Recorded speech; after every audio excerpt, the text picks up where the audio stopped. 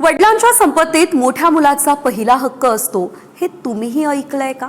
पण कायदा मात्र काहीतरी वेगळं सांगतो. चला समजून घेऊयात. नमस्कार, मी सेजल. सगळ्यात आधी एक गोष्ट लक्षात ठेवा, फक्त थोरला मुलगा आहे म्हणून त्याला वडिलांच्या संपत्तीवरती कोणताही विशेष किंवा पूर्ण अधिकार मिळत नाही. आता संपत्ती स्वअर्जित आहे की वडिलोपार्जित हे महत्त्वाचं आहे. जर वडिलांनी स्वतःच्या कमाईमधून संपत्ती घेतली असेल तर त्यांच्या हयातीत त्यांना ती संपत्ती त्यांच्या इच्छेनुसार देण्याचा अधिकार आहे आणि वैध विल असेल तर त्यानुसार देखील संपत्ती जाऊ शकते. पण वडिलोपार्जित संपत्तीच्या बाबतीत मुलगा आणि मुलगी दोघांनाही समान हक्क आहे. 2005च्या हिंदू उत्तराधिकार कायद्यातील सुधारणेनंतर मुलींना देखील मुलांप्रमाणे जन्मतः समान हक्क मिळतो आणि जर वडिलांचा मृत्यू विल न करता झाला तर लागू असलेल्या वारसा कायद्यानुसार पात्र कायदेशीर वारसांमध्ये संपत्तीचं वाटप होतं. फक्त मोठा मुलगा आहे म्हणून त्याला जास्त वाटा मिळत नाही.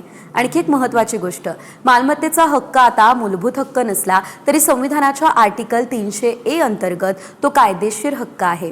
म्हणूनच मोठा मुलगा म्हणजे पूर्ण वारस हा कायदेशीर नियम नाही आहे.